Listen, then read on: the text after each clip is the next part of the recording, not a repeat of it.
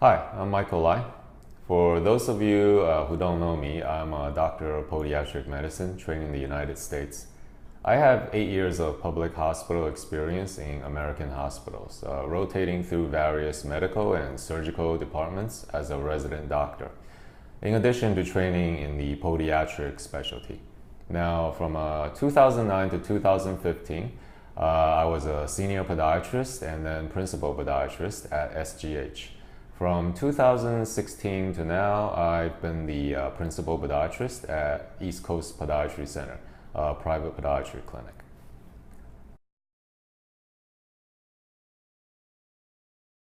So I graduated from university with a Bachelor of Arts in biology, taking courses that's basically pre-med courses, and that was the university. After I graduate from the university, then I go into 4 additional years of podiatry medical school. So first off, that's the difference. For me, it's like more years. So what do I study in the podiatry school? I went to the New York College of Podiatric Medicine, which is in Uptown Manhattan. The first 2 years are more academic. You learn about, you get courses like genetics, pharmacology, pathology, histology, things like that. I'm sure you study the same courses. The second 2 years, that's when it starts getting more clinical. We're assigned to the Foot Clinics of New York, which is an affiliate kind of mega clinic attached to the New York College of Podiatric Medicine. And that's the reason why it's located in Uptown Manhattan, which is Harlem. So we see a lot of really interesting things, like, for example, treating clubfoot using Ponseti technique, people who had polio, sequelae, and massive ulcers, and people who had really advanced vascular disease, so that all the skin in their legs sloughed off, things like that. So that was the second 2 years of my podiatry school, basically a mix of academic and clinical. And then I graduate with a Doctor of Podiatric Medicine degree. At that point, so that's a zero dedicated residency hospital training. You graduate from the school, you got the degree. Now, does that mean you can practice as a United States podiatrist? In theory, you can, but in the real world, everybody goes to residency in hospitals after that. So at my time, the average residency period is about 2 to 3 years. I happen to have done 8 total years of American residency hospital experience. I'll explain why later.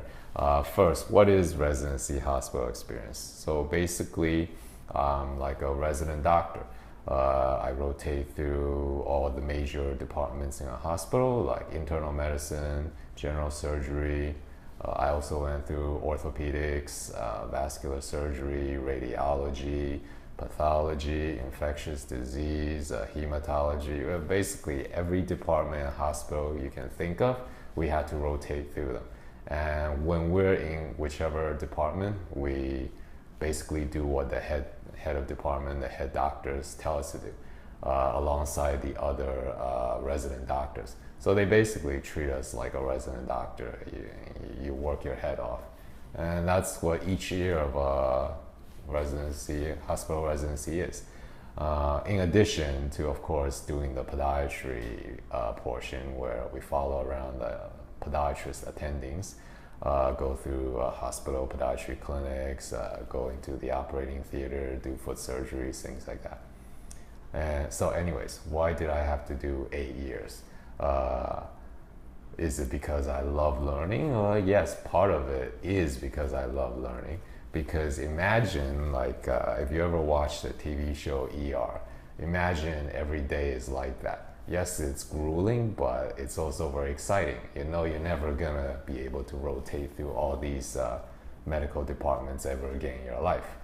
Even if you're a successful podiatrist once you graduate, this is your only chance. You get to be like every single doctor there could possibly is. So it's very tiring, but it's awesome feeling while you're doing it. So I didn't mind doing 8 years at the time. But why did I have to do 8 years? Because for the first 3 years, I was fighting for a surgical position. At that time, the system in the US has changed now, but at that time, when you want a podiatric surgical degree opposed to a podiatric non-surgical degree, you had to fight for limited spots. So for 3 years, I was fighting for a surgical spot. So for my 4th year, I specifically went under a fellowship under some big shots, really big name podiatrists on the East Coast. I went into their practice as a fellow, meaning for the entire year I was kind of following them around in their private podiatry office. And they were also surgical attendings at Yale School of Medicine. So I followed them to Yale, and just, whatever they're doing there, I follow them. Just basically, being their assistant. And at the end of that year, they paid me very little, but I worked my head off. I rented a room right next to their clinic. So whenever they needed me, weekend, night, whatever, I just ran right over from my bedroom to their clinic. For a year I did that. And at the end of that year, they said, "Michael, you're a good boy. You did very well. We're gonna get you into a surgical position." And that's all it took. I got a surgical position. So that was the first 4 years. And the next 4 years was me doing the surgical podiatry degree, where it was 4 more years of doing every rotation you could think of, but with more focus on podiatry surgery. And those 4 years was where I was at the Veterans Hospital. If you don't know what VA means in the US, it's basically a federal hospital system that treats retired military officers and retired army men. So I treated people like really old men from the World War II all the way to like young men from the Iraq War. And that was an interesting experience because the VA is like federal grounds. So when you walk onto the campus of that hospital, it's like you walk into an embassy. Like the city's police cannot go in there. It has its own police force inside. It's a very interesting experience. But so from 4 years of that, I used to be very soft-spoken. It's due to being in a military hospital for 4 years that I started sounding very loud. So it's not my fault. I'm not usually a gruff person. It's like talking to military people for 4 years that made me do that. So that's actually my D.P.M experience in a nutshell. After I finally got my surgical degree, that's when I kind of came to Singapore and joined SGH. You did basically everything a resident doctor does. I mean the medical doctors. They also rotate through, I think. Yeah, they have to. You rotate through every division, every department. So you had to know everything.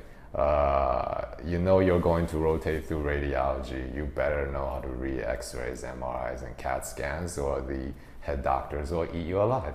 You go into general surgery, you better know at least some things of what the surgeons do, or they'll eat you alive. So that's what you did. Was it tough? Yeah, it was tough. But like I said, whenever will you ever do that again? So it was also a lot of fun. Because doctors, once they leave their residency program, they don't get to do that. They don't get to rotate through every department. So that's how, like, after 8 years, did I burn out? Yes. After that was done, I suddenly felt very tired. So I took an extended vacation, a very extended vacation. But during the 8 years, I was in the game. I was on the ball. It was just like day in and day out. I've slept in the clinics because the on-call rooms I felt was like too noisy because everybody's beeper was always going off. So I might as well I brought an air bed into the clinic. I slept there because, that way it's kind of like on-call room, but it's my own on-call room.